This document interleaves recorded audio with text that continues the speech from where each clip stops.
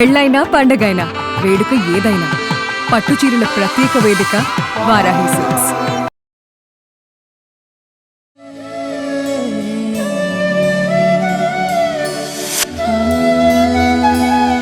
నమస్తే, welcome to Suman TV. Jayasimha ఉవాచ. నేను మీ కృష్ణవేణి.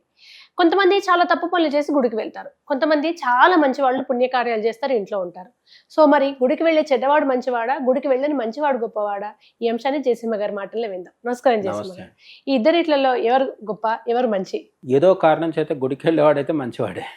ఎందుకంటే అసలు గుడికే వెళ్ళకుండా ఊరుకుంటే మాత్రం అది దీర్ఘకాలంలో ఒక 2 రోజులు, ఒక వారం రోజులు, ఒక 10 రోజులు గుడికి వెళ్ళకుంటే పర్లేదు. కానీ గుడికి అదే పనిగా తప్పనిసరిగా వెళ్ళిపోండి. లేదంటే కొంతమంది ఉంటారు, ఏ హాలిడే దొరికినా పుణ్యక్షేత్రాలకు వెళ్ళిపోతుంటారు. వెళ్ళడం కూడా ఎట్లా వెళ్తారంటే ఒక డ్యూటీ లాగా వెళ్ళిపోతారు.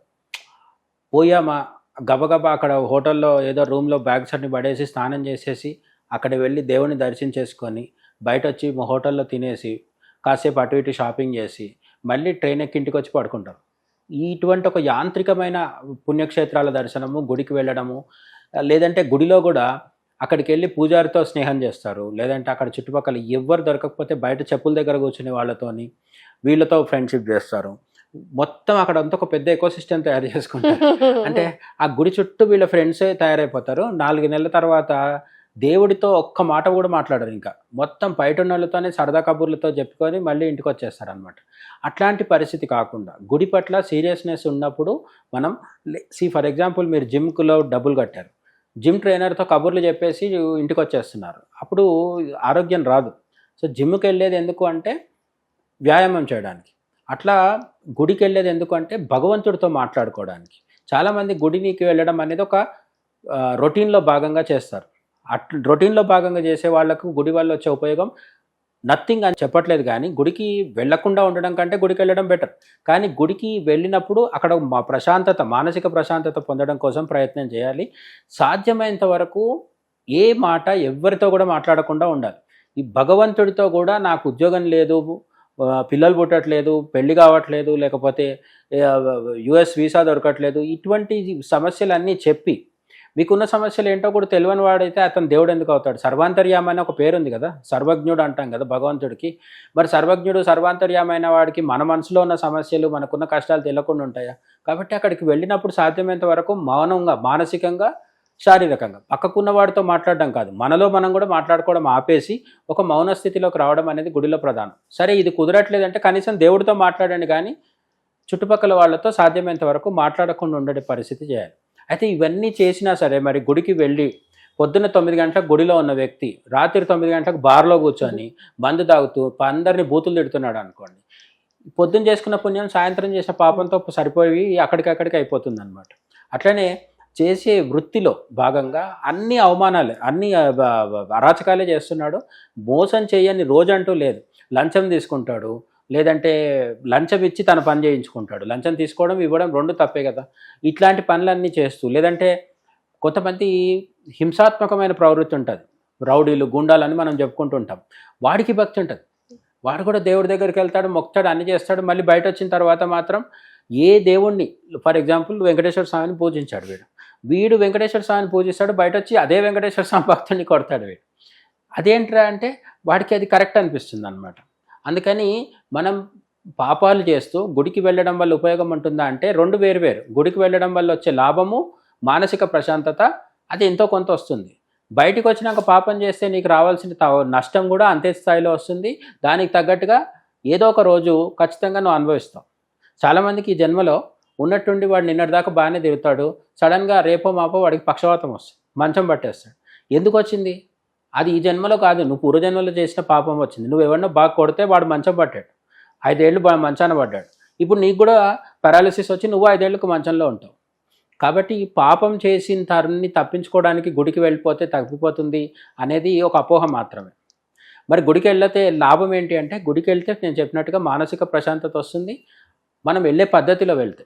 అలాగే కొన్ని లక్షల మంది ఒకటే రోజు గుడికి వచ్చేసి తోసుకొని తొక్కిసలాటలో కూడా చచ్చిపోతుంటారు. అది కూడా పెద్ద తెలివైన పని అయితే కాదు. మీకు వైకుంఠ ఏకాదశి రోజు విష్ణుమూర్తి ఆలయంలో పరిస్థితి ఎట్లుంటుందో తెలుసు కదా. మీకు ఒకవేళ అక్కడ ప్రశాంతత దొరకదు అని అనిపిస్తుంది, నేను వైకుంఠ ఏకాదశి రోజు వెంకటేశ్వర స్వామి గుడికి వెళ్ళొద్దని చెప్పట్లేదు, వెళ్ళండి. కానీ సాధ్యమైనంత తక్కువ రద్దీగా ఉండేటట్టుగా చూసుకొని ప్రశాంతంగా వెళ్ళి ప్రశాంతంగా రండి. అసలు అన్నిటికంటే ఉత్తమమైనది ఏంటంటే వైకుంఠ ఏకాదశి రోజు శివాలయానికి వెళ్ళండి. శివరాత్రి రోజు బాగా జనం ఉన్నప్పుడు శివాలయాన్ని బయట నుంచి నమస్కారం పెట్టుకొని విష్ణుమూర్తి ఆలయానికి వెళ్ళండి. ఇది నేను సజెస్ట్ చేస్తున్నాను, అట్లా చేయమని కాదు నా ఉద్దేశం. శాస్త్రం చెప్పినట్టు గుడికి వెళ్ళొచ్చు, తప్పులేదు. కానీ అంతమంది జనంలో వెళ్ళి ఆ రోజు మాత్రమే అక్కడ తోచుకుంటూ పక్కకున్న వాడిని దొబ్బేసి మీరు పెద్ద పెద్ద ఆలయాల్లో తొక్కిసలాట జరిగినప్పుడు ఎక్కువ మంది ఎవరు చచ్చిపోతారు? స్త్రీలు, పిల్లలు. అంటే నువ్వు పక్కకున్న శారీరకమైన బలంలో తక్కువ స్థాయిలో ఉన్న స్త్రీలని, పిల్లల్ని తొక్కుతూ దేవుణ్ణి దర్శించుకోవడంలో ఏమన్నా అర్థం ఉందా? దేవుడిని నువ్వు వదిలిపెట్టేస్తాడు అనుకుంటున్నావా నువ్వు చేసిన పాపానికి? కాబట్టి గుడికి వెళ్ళినా సరే మన ఏమంటారు వివేకాన్ని కోల్పోకుండా, అలాగే పోటీ కోసం కాదు గుడికి వెళ్ళేది. కొంతమంది గుడికి వెళ్ళేటప్పుడు మొత్తం బంగారం దిగవేసేసుకొని ఒక ఆర్భాటంలాగా వెళ్తుంటారు. అక్కడ వెళ్ళడం వల్ల వీడికి ఉన్న బంగారము అన్ని పక్కవాడికి చూపించడం వల్ల వాడి మైండ్ డిస్టర్బ్ అవుతుంది, వీడు కూడా డిస్టర్బ్ అవుతాడు. అండ్ వీడికి ఎప్పుడు చాలామంది ఏం చెప్తారంటే గుడి లోపల ఉంటాడు మనిషి, మనసు చెప్పుల దగ్గర ఉంటుంది. ఆ చెప్పులు ఎవడన్నా ఎత్తుకుపోతాడేమో అని భయం. ఎందుకు? ఖరీదైన చెప్పులు కొనుక్కున్నావు, నువ్వేదో 100-200 అంటే భయపడవు. చెప్పుల మీదే 1500-2000 ఖర్చు పెట్టారు అనుకోండి, ఇక మనసు అంతా అక్కడే ఉంటుంది అనమాట. అందుకని గుడికి ఆర్భాటం కోసం కాకుండా ప్రశాంతత కోసం వెళ్ళాలి. అదొక ఆస్పెక్ట్. గుడికి వెళ్లకుండా కూడా మనం గొప్పగా బతకొచ్చా అంటే మనకు మహాభారతం లాంటి వాటిలలో చాలామంది కనిపిస్తాడు. మహాభారతంలో రాయబారం కోసం కృష్ణుడు వస్తాడు హస్తినాపురానికి. వచ్చినప్పుడు రాయబారం జరుగుతుంది, యుద్ధం వద్దంటాడు, కృష్ణుడు చెప్పే మాటలన్నీ చెప్తాడు. తర్వాత చివరికి రాత్రి విడిది చేయాలి. ఎక్కడ చేయాలి? దుర్యోధనుడు కదా రాజు, హస్తినాపురానికి ధృతరాష్ట్రుడు, దుర్యోధనుడు వీళ్ళు రాజులు. వాళ్ళ భవనంలో కృష్ణుడు విడిది చేయొచ్చు, లేదంటే కర్ణుడు కూడా రమ్మంటాడు. ఇట్లా అందరు పిలుస్తారు, కృష్ణుడికి ఆతిథ్యం ఇచ్చడానికి అందరు సిద్ధపడతారు. కృష్ణుడు వెళ్ళేది మాత్రం విదురుడి దగ్గరికి వెళ్తాడు. నిజానికి విదురుడు ఏమీ రాజు కాదు, నిజానికి విదురుడు దాసిపుత్రుడు, అతను 100% క్షత్రియుడు కాదు. కాబట్టి విదురుడికి రాజుగా పరిపాలించే ఇది కూడా లేదు. కానీ కృష్ణుడు అతన్నే తీసుకున్నాడు. సామాజికంగా అతడు క్షత్రియుడు కాదు అని చెప్పి అందరూ తక్కువగా చూసినప్పటికీ కూడా విదురుడినే కృష్ణుడు ఎందుకు ఎంచుకున్నాడంటే, విదురుడు రోజు యజ్ఞయాగాదులు చేస్తూ ధృతరాష్ట్రుడిలాగా, దుర్యోధనుడిలాగా ఆర్భాటం చేయకున్నప్పటికీ నిజమైన జ్ఞాని, జీవితంలో ఎప్పుడు కూడా ఏ తప్పు చేయలేదు. కృష్ణుడిని భగవంతుడిగా భావించి అతడు అంటే కృష్ణుడు చుట్టూ ఉన్న వాళ్ళల్లో కృష్ణుడిని దేవుడని గుర్తించిన వాళ్ళు చాలా తక్కువ మంది. భీష్ముడు ఒక ఆయన, అట్లనే ఉద్ధవుడు, గోపికలు, వీళ్ళందరూ కాకుండా విదురుడు కూడా ఆయనని సాక్షాత్ భగవంతుడిగా గుర్తించినవాడు అనమాట. అటువంటి జ్ఞాని కాబట్టి విదురుడి దగ్గరికి వెళ్తాడు. అట్లనే శబరి ఉంది కదా, శబరి మాత మీకు రామాయణంలో ఉండే శబరి మాత కాశీకి వెళ్ళిందనో, కేదార్కి వెళ్ళిందనుకో, బద్రీకి వెళ్ళిందనుకో, లేదంటే అయ్యప్ప స్వామి దర్శనం చేసుకుందనో, మధుర మీనాక్షి, కంచి కామాక్షికి టూర్ వెళ్ళిందనో ఎక్కడైనా చదివారా? చదవలేదు కదా. మన వాళ్ళు ఈ మధ్య అరుణాచలం విపరీతంగా వెళ్ళిపోతున్నారు. శబరిమాత అరుణాచలం వెళ్ళిందా? కాబట్టి పుణ్యక్షేత్రాలకు వెళితేనే గొప్ప భక్తులు, వెళ్ళకపోతే కాదు అని కాదు. వెళ్ళాలి, పుణ్యక్షేత్రాలకు వెళ్ళడంలో తప్పు లేదు. కానీ పుణ్యక్షేత్రాలకు వెళ్ళడం భక్తితో వెళ్తున్నామా, లేదు జేబులో డబ్బులు ఉన్నాయి కాబట్టి రైల్లో బుక్ చేసుకోనో ఫ్లైట్లో బుక్ చేసుకొని వెళ్ళిపోతున్నామా, అది ఇంపార్టెంట్. భక్తి లేకుండా ఎంత దూరం వెళ్ళినా కూడా లాభం లేదు. భక్తి ఉన్నప్పుడు మన సొంత ఇంట్లో కూడా మనకు ప్రశాంతత లభిస్తుంది. దానికి భక్తి నామజపం చేస్తూ తరించిన వాళ్ళు ఎందరో ఉన్నారు. మీరాబాయి కృష్ణుడి పాటలు పాడుతూ రాజస్థాన్ ప్రాంతంలో ఆమె ఊరూరా తిరిగేది. ఆమెకు దక్షిణ భారతదేశంలో ఉన్న పుణ్యక్షేత్రాలు గురువాయూరు తెలియదు, ఉడిపి తెలియదు, కృష్ణుడే కదా అక్కడ కూడా ఉన్నది. మీరాబాయికి గురువాయూరు, ఉడిపికి వచ్చి దర్శనం చేసుకున్నప్పటికీ గొప్ప కృష్ణ భక్తురాలనే చెప్తున్నాం మనం. ఎందుకు అంటే ఆమె తిరిగిన గుడులు పెద్ద సమస్య కాదు, ఆమె నిరంతరం కృష్ణస్మరణలో గడిపింది. అందుకని మనం గుడికి వెళ్ళనకుండా కూడా గొప్ప భక్తులుగా ఉండొచ్చు, వెళ్ళి కూడా గొప్ప భక్తులు కాకుండా గుడిలో పనికిమాల పనులన్నీ చేస్తూ కూడా గడపచ్చు. ఈ రెండు కాకుండా గుడికి వెళ్ళకపోవడం గొప్ప అని భావించే భ్రమలో కొందరు ఉంటారు, వాళ్ళని మాత్రం చాలా దూరం పెట్టాలి. ఎందుకంటే మీరు గుడికి వెళ్ళి చెడు పనులు చేయొద్దు అనేది ఎంత ఇంపార్టెంటో, గుడికి వెళ్ళి వాడిని చూసి వెటకారం చేసి కొంతమంది ఉంటారు, ఉపనిషత్తులు చదివేస్తుంటారు. మాండోక్య ఉపనిషత్తు అంటాడు, అదంటాడు, ఈశావాన్య ఉపనిషత్తు అంటాడు, పూర్ణమదః పూర్ణమిదం పూర్ణాత్ పూర్ణముదచ్యతే అని చెప్పి శ్లోకాలు చెప్తుంటారు.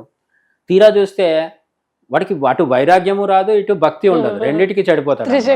అందుకని గుడికి వెళ్ళొద్దు అని కాదు, గుడికి సదుద్దేశంతో సన్మార్గంలో సత్ప్రవర్తనతో వెళ్ళాలి.